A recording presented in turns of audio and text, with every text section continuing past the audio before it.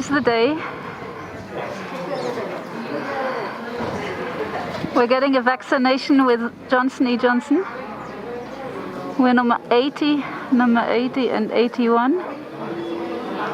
And there's quite a lot of people waiting here. So this is the fourth time we're on our way to the hospital to get vaccinated. We were there yesterday for 2 hours. Had to argue again to get it. But they did say... Huh? Still didn't get it. But they did say that today at 10 o'clock we're going to get Johnson & Johnson. So hopefully it's gonna work. How do you feel about it? Oh, I don't know. I don't want to jinx it.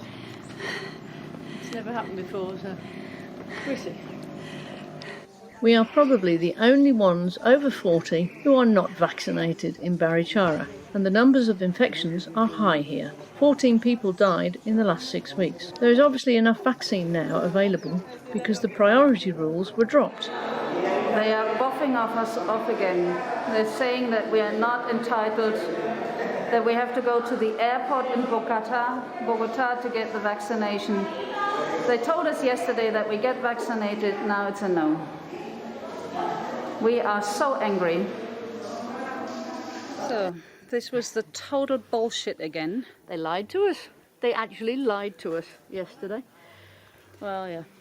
Today they said that they didn't get the authorization from the Department of Santander. We had to wait 1.5 hours again in the middle of I don't know how many people.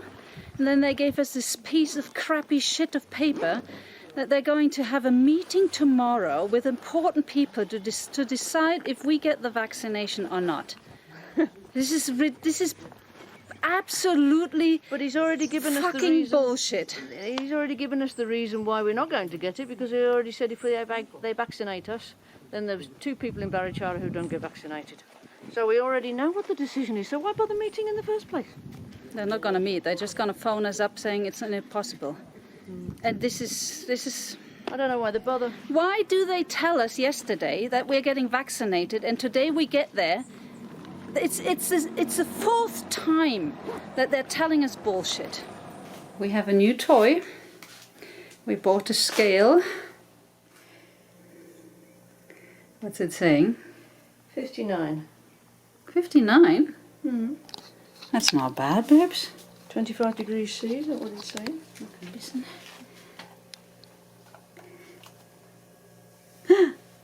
65? That can't be right. How much is the camera? Okay.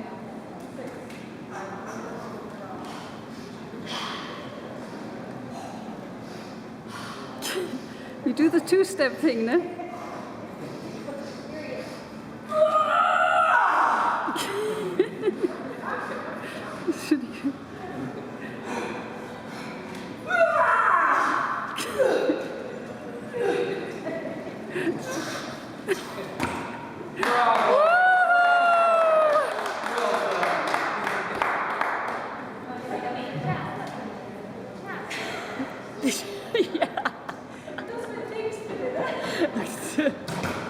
Kirsten started weightlifting at an early age and has already won lots of gold medals.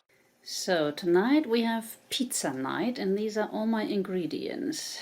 Gorgonzola creme fraiche salsa. I've got garlic and olive oil. I've got olives and peppers and onions and spring onions. We've got bacon and mushrooms. Pizza dough, which is our naan bread, because Helen can't have the yeast, so I do it without yeast, and we tried it last week and it's fabulous. And I got a new rolling pin from town. You get everything here in Barichara, and now I'm going to start preparing everything. So we're in the kitchen again, Kirsten's kitchen. New rolling pin, and we're rolling out some pizza dough to make pizzas. Already out of shape. Well, doesn't matter, it'll still taste good. And here we have some of the ingredients ready to go on. You can tell we haven't had a rolling pin for how many years? 20. Minimum. Mm-hmm. So So here's the first one. Looks really good. Tomato, spring onion, garlic, oregano, garlic salt, garlic, touch of olive oil, salsa, mushrooms,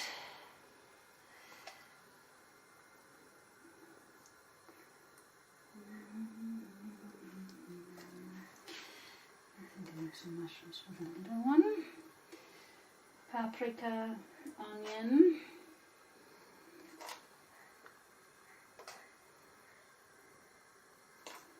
Looks good, doesn't it?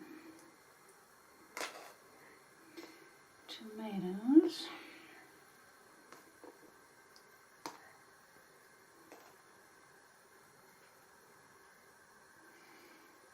Olives.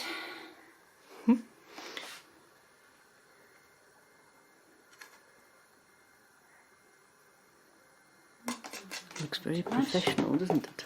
I'd quickly have to check my dough. This is a little bit of extra dough that we had. It's being done. Oh, cheese. Lots of. Oh, hang on.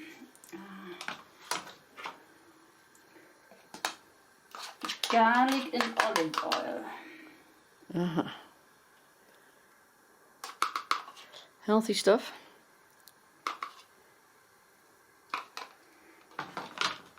And now the cheese.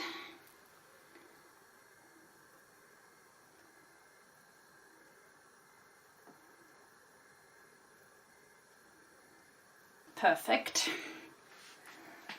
Now, move out of the way. See if that one is done. Yep. That one is done, so this one can go back in. And I have to turn down the heat. Too small. And we just let the cheese melt. Gorgonzola, creme fraiche salsa, bacon, onion and peppers, tomatoes, and now I have to grate some more cheese.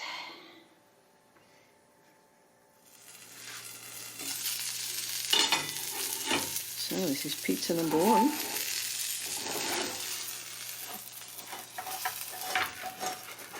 Not bad.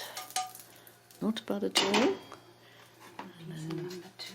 Is going in whilst we eat. Pizza number one. Exactamente. Wow. Let's see what the verdict is. Pizza number one.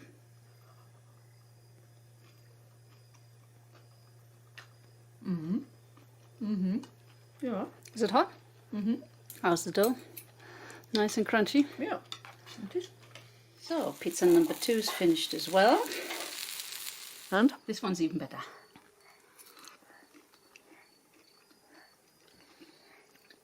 Gorgonzola and bacon. To die for.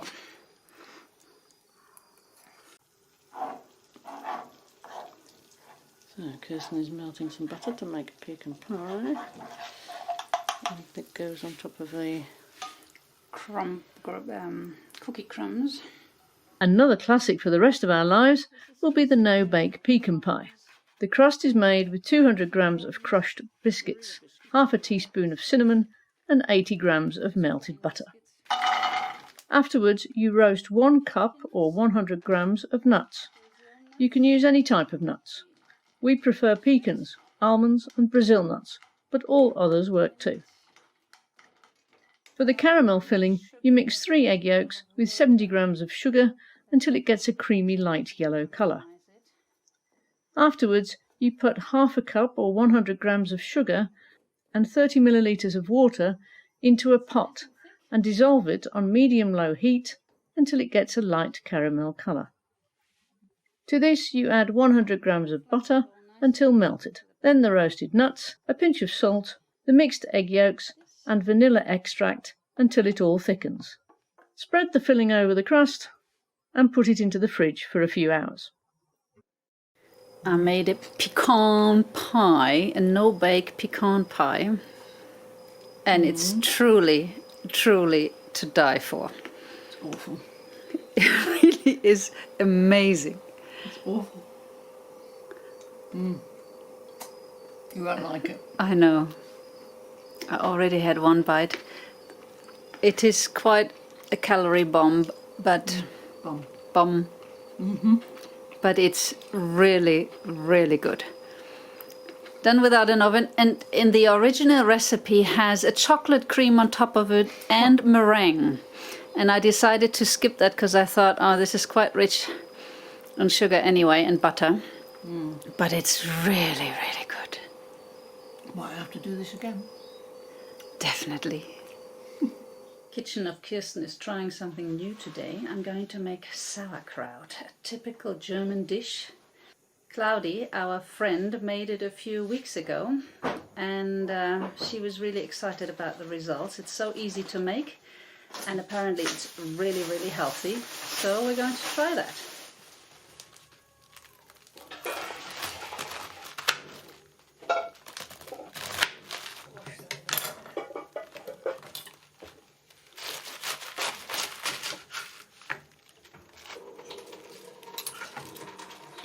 So after cutting out the core, just cut it into thin slices. I use about 1 kilo of white cabbage. So after cutting all the cabbage, you add a whole tablespoonful of salt to the cabbage, and that's all you need, cabbage and salt. And then you mix the salt into the cabbage. It has to be well spread. I might actually need a bigger pot for that.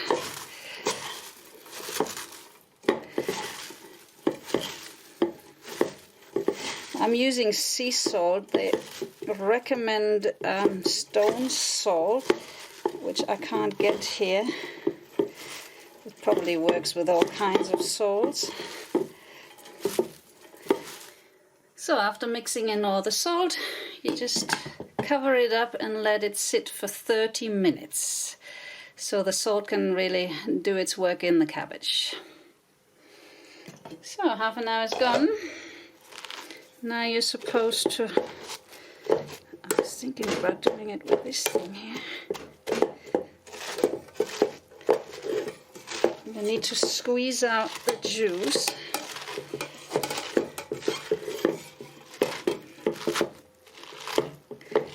In the old days, I think they stomped it with their feet. It's supposed to make the cabbage softer. The cabbage has reduced quite a lot already, and I can feel the moisture. And the more you knead it, the softer it gets. But it's very easy to produce.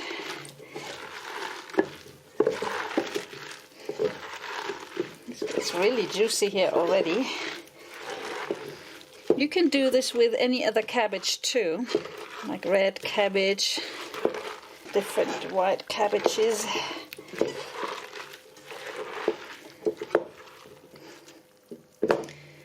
And this has to rest again for another half an hour to an hour. So now it's time to fill the jar. And make sure it's not going somewhere else.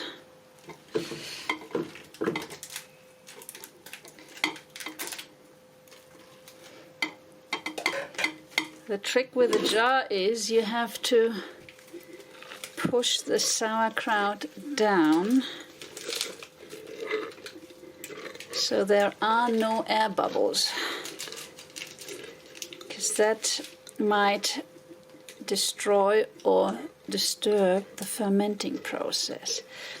My fingers are slim enough to fit into the jar, which is pretty good.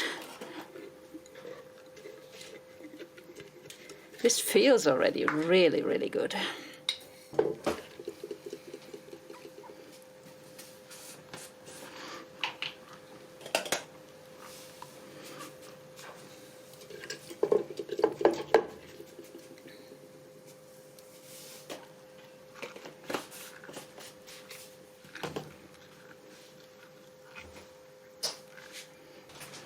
Perfect. Now you have to make sure, I'm going to add the juice. You have to make sure that the sauerkraut, the cabbage, stays under the juice. And to do that you add the leaf, one of the bigger leaves. That's pretty good already. And then I kept the stalk. I'm just going to push it in.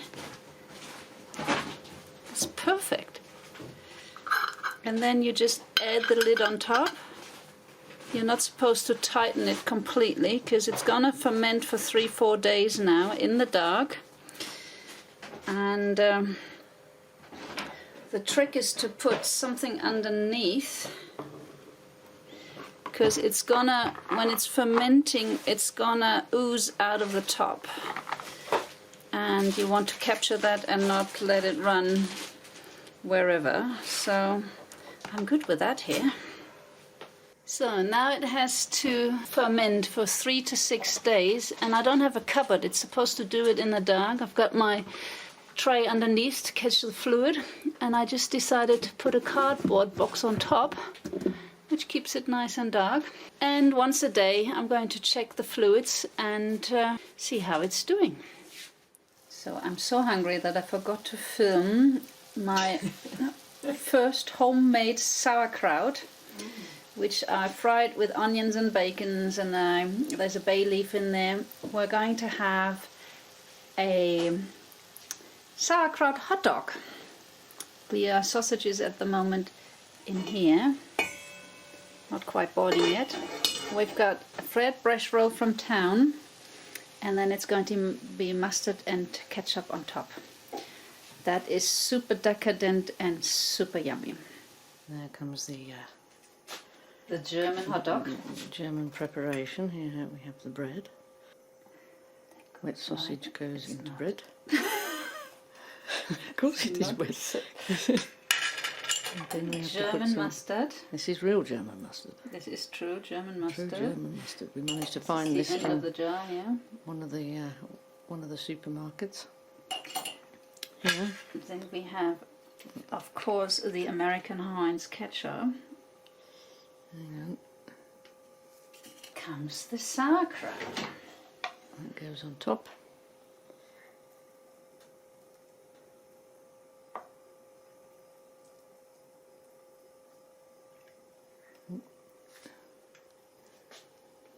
And then comes Kirsten's big bite of it. So let's have a look. So. That is hot, and that's a big bite here. Yep. Huge hot dog. And a huge mouthful. Oh. And? To die for. Seriously. Fabulous. I have to eat now. Okay. I have to say though, it stinks. That's the And I reason. can't stand the sauerkraut. That's the reason why I do not like sauerkraut, because it stinks. Oh well. Yummy. I'm going to hold my nose and eat it. There you go. Look at that strawberry blueberry cake. Where's the twitchy nose?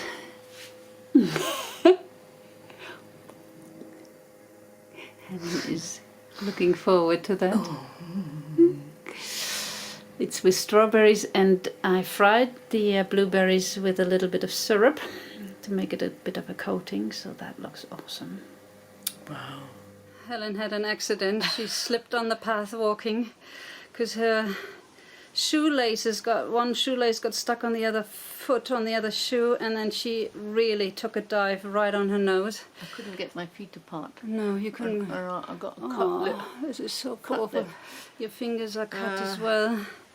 Hands. Dreh mal die andere Hand. Hands. Hands and knees and elbows. Hang on, elbow. Elbow. I can't even see my elbow. And knees as well. And is this one alright, or is that? Did I get think that one as well? there's not bleeding. that's I think okay. it's shit. Ah. And I almost fainted because it was really a bad fall. Helen was really lucky that Yeah. it was gravel there. She slipped on the gravel, and then her shoelace, one of the shoelaces, got stuck on the other shoe In here. in there, and then so then I she couldn't put her feet apart. And seriously took a flat dive on the ground. You can tell the stomach, the shorts. Yeah. There was nothing to hold the fall. Because I went down and then Whoosh.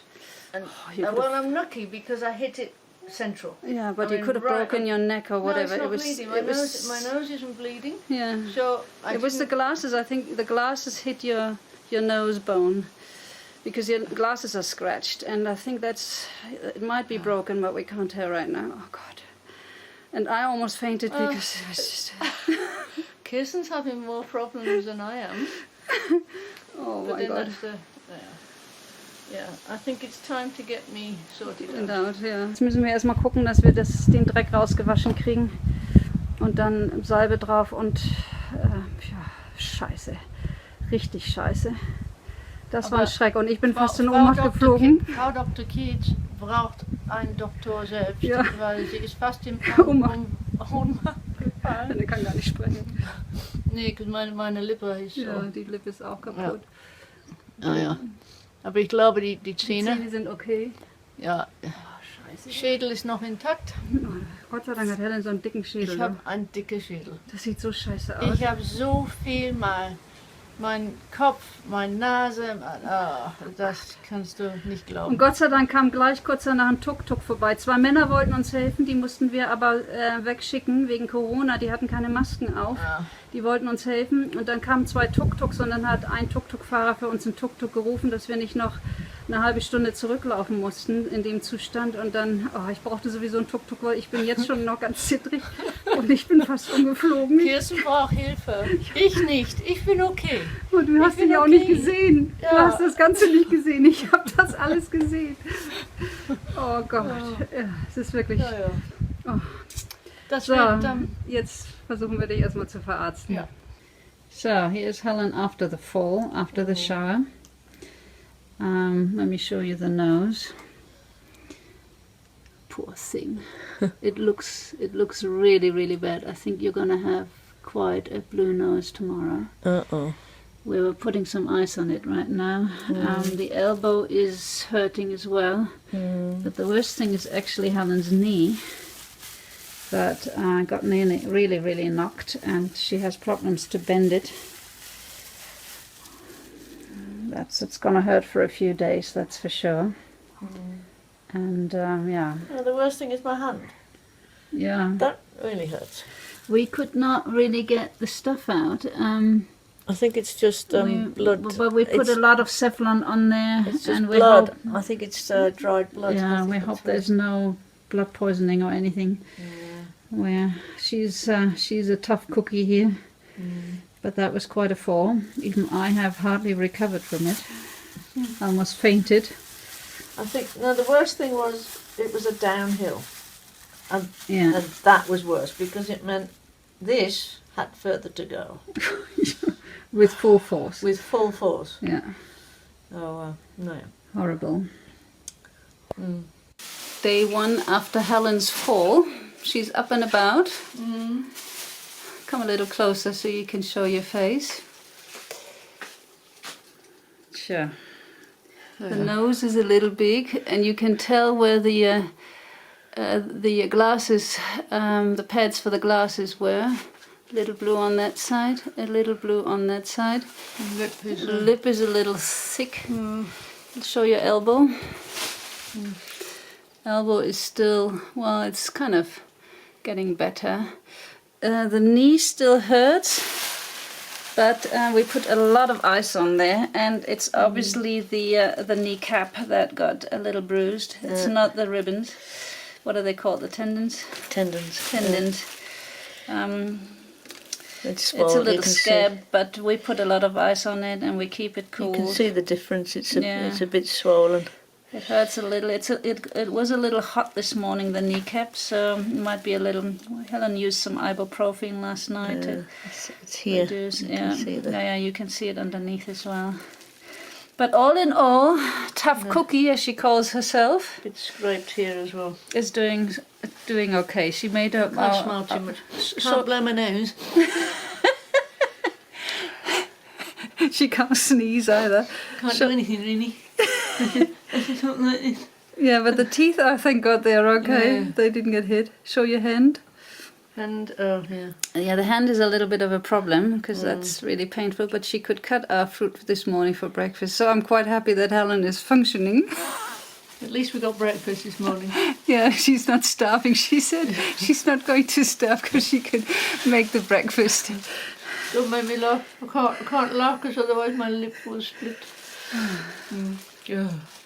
Terrible. Helen's knee is the worst problem so far, so we're putting a lot of ice on it, and the condensation drips down her leg. So well, we have to tie it up here because so otherwise it stays. I have to stay there. Helen doesn't want to be in bed the whole day, which is understandable. So I was in the boxing round, and you should see the other guy. You mean the ground? I was in the boxing ring. You should see the other guy. Whilst we're suffering from long Colombia syndrome, the world seems to be getting more and more chaotic.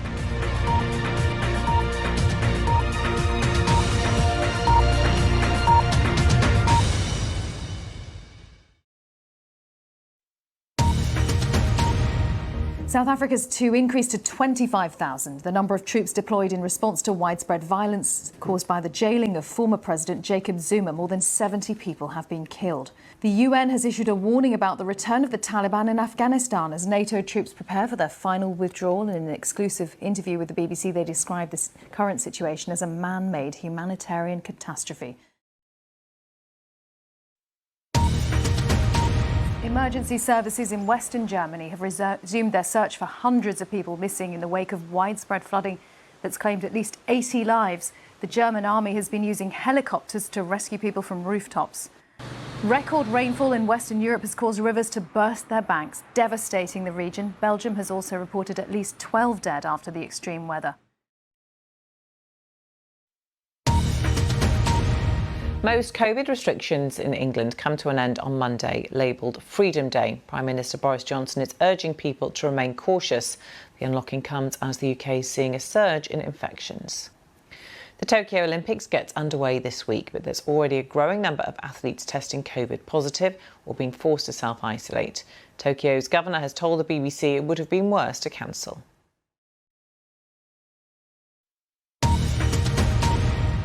President Xi has called the flooding in central China extremely severe. It's caused widespread disruption, with scientists saying some regions have suffered an entire year's worth of rain in the past 3 days.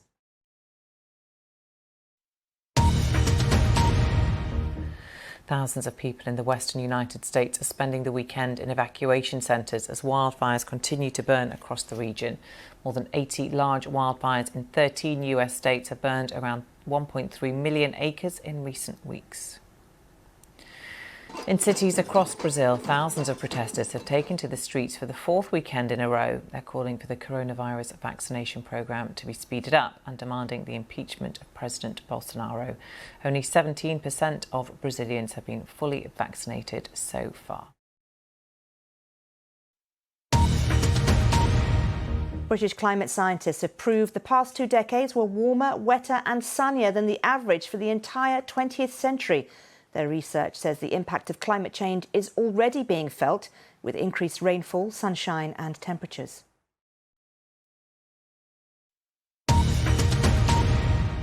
Tokyo has extended its state of emergency after Japan suffered a record-breaking 10,000 daily COVID cases. There's increasing concern the Olympics is fueling the spike. Doctors are warning the city's healthcare system could be overwhelmed.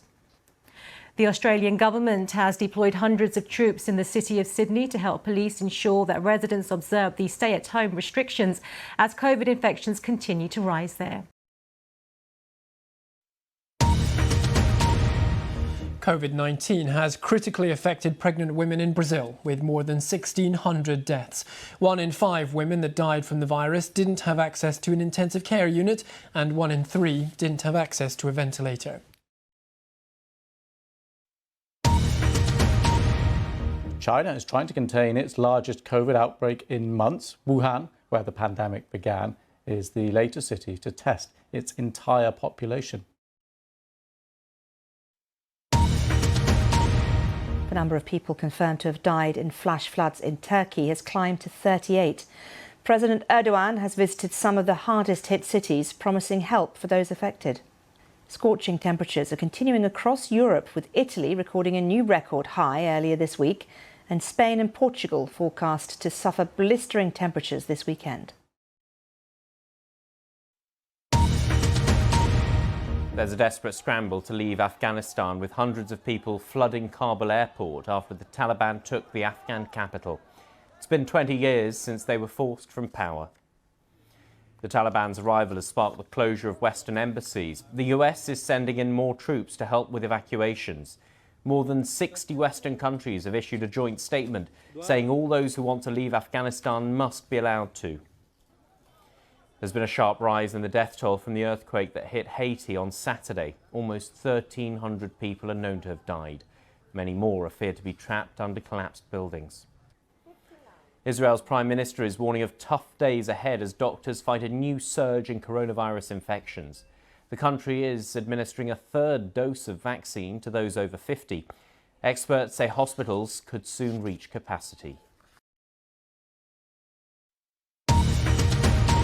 Kabul airport has reopened. The first French military flight to leave on Tuesday has now landed in Abu Dhabi. The chaos at the airport on Monday has been highlighted by newly released satellite pictures of people swarming onto the runway. President Biden has defended his decision to withdraw US troops, though he admitted some scenes of the chaos in Kabul were gut-wrenching. He conceded that the Taliban's swift advance on the capital was unexpected. US officials say they're looking to fly 6,000 people out of Afghanistan over the coming hours.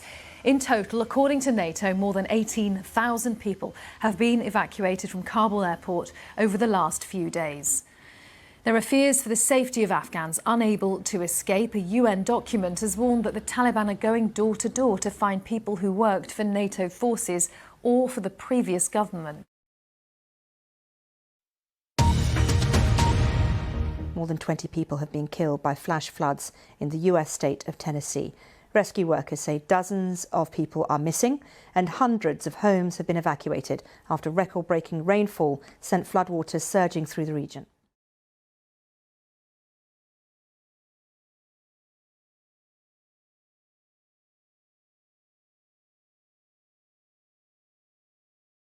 Stay tuned for more videos.